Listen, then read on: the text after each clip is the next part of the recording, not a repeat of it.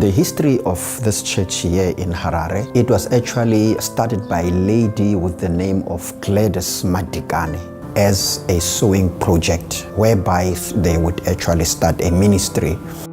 It's about 23 years since I came to Cape Town. The membership was plus minus 20, if not 30.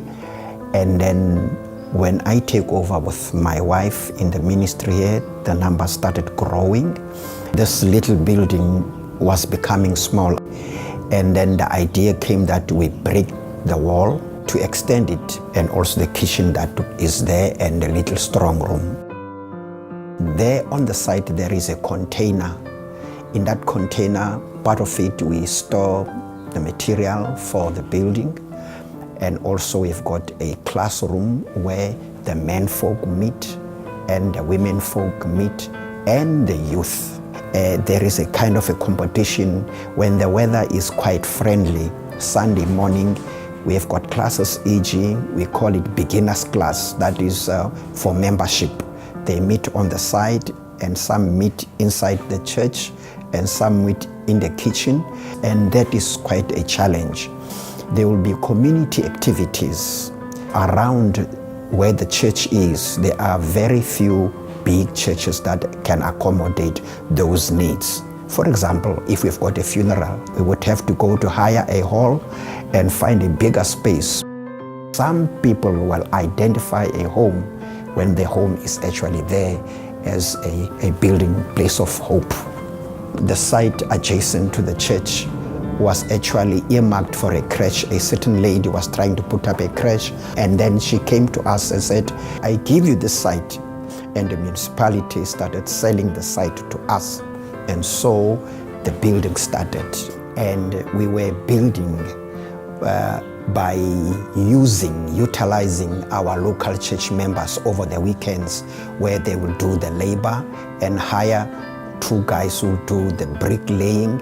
And it went quite slow, but it went with our means. When the walls were now about 5 meters high, now we were actually planning to put up the roof.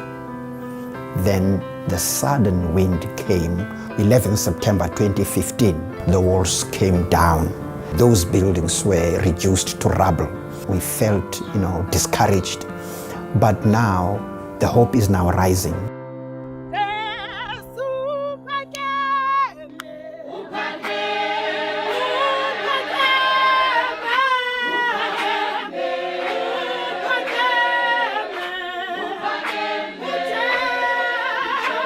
When the building collapsed, the congregants, they collapsed with the building.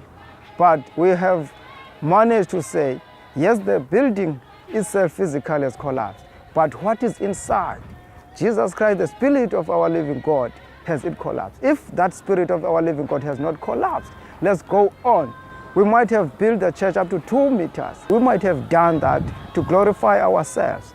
Every day, when I go past here, if this building is standing, I will say, God demolished the building that we built and raised his own building, so that we can understand that God is the God of miracles. Looking at the future of this connection with Connect Church and Harare, we are the people on the ground. Connect Church can actually help to reach out, strengthen our hands as a close-by mission field. And we need proper engineering, proper expertise, architectures to put up something that is going to be strong to stand the winds and whatever that comes around. It will be a building that will be used every day of the week. There will be activities that will be used by NGOs, whereby there are people who have got passion to meet the needs, but there's no space. Because it's not about us, it's about the kingdom of God. It will impact lives. There's so much that can be done.